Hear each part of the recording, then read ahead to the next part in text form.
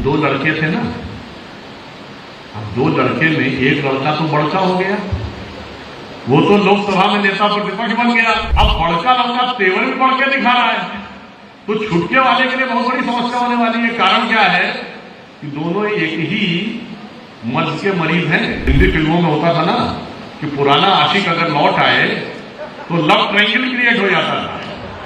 तो यूपी में वही होने वाला है। उस वोट बैंक का पुराना आशिक एक बार लौट आया है, तो आज के आशिक के लिए बहुत बड़ी चुनौती उभर के आने वाली है। तो दिल्ली में तो गठबंधन टूट गया, उत्तर प्रदेश में क्या हुआ है, ये दो लड़के थे ना, अब दो लड़के में एक लड़का तो बड़का हो गया, वो तो लोकसभा में नेता प्रतिपक्ष बन गया। अगर दूसरा वाला वहां रहता तो फिर भी नेता प्रतिपक्ष रहता, वो तो छुटका हो गया।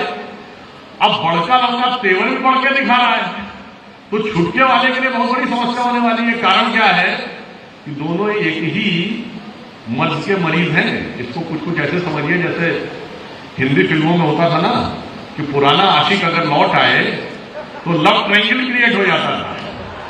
तो यूपी में वही होने वाला है। उस वोट बैंक का पुराना आशिक एक बार लौट आया है, तो आज के आशिक के लिए बहुत बड़ी चुनौती उभर के आने वाली है। और पूरे देश में मैंने आपसे क्या कहा, जरा गंभीरता समझिए। धुबरी में कांग्रेस सबसे बड़े अंतर से जीती है। हारा कौन है? बदरुद्दीन अजमल। बदरुद्दीन अजमल धुबरी नहीं जीत पाए। जगदीश मुखी जी वहां के राज्यपाल रहे, उन्हें बहुत बेहतर पता होगा। समझिए, एआईयूडीएफ पार्टी को प्रकारांतर से यह माना जाता था बांग्लादेशी घुसपैठियों की समर्थक पार्टी, उसका वोट कांग्रेस ले गई। जो प्रधानमंत्री जी ने सदन के पटल पे कहा कि कांग्रेस एक परजीवी पार्टी के रूप में आई है, जहां हमारा उसका सीधा मुकाबला रहा और कहीं नहीं जीत पाई। जहां पर वो दूसरी पार्टियों के दम पे चली, तो एआईयूडीएफ का वोट उसे मिला।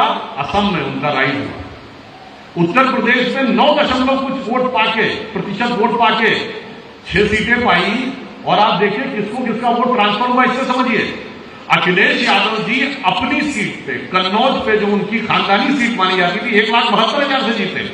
और राहुल गांधी 3,90,000 से जीते रायबरेली, जबकि उनका ना जिला पंचायत है, ना नगर पंचायत है, ना विधायक है, ना जिला पंचायत के सदस्य हैं। इसका मतलब एक का वोट ट्रांसफर हुआ, दूसरे का नहीं ट्रांसफर हुआ है, दूसरे का ट्रांसफर करने लायक था नहीं। अब आप आइए कर्नाटक में जेडीएस के वोट की कीमत।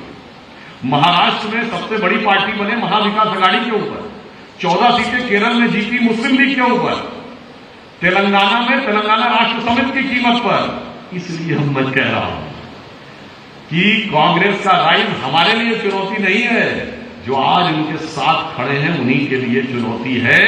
और वो इस बात को समझ नहीं पा रहे हैं कि वो सारी क्षेत्रीय दल जिन्होंने कांग्रेस से वो वोट बैंक खींचा था, कहीं ऐसा ना हो कि स्वर्गीय राजीव गांधी जी से वोट बैंक मुलायम सिंह जी खींच के ले गए थे और लालू प्रसाद यादव जी खींच के ले गए थे।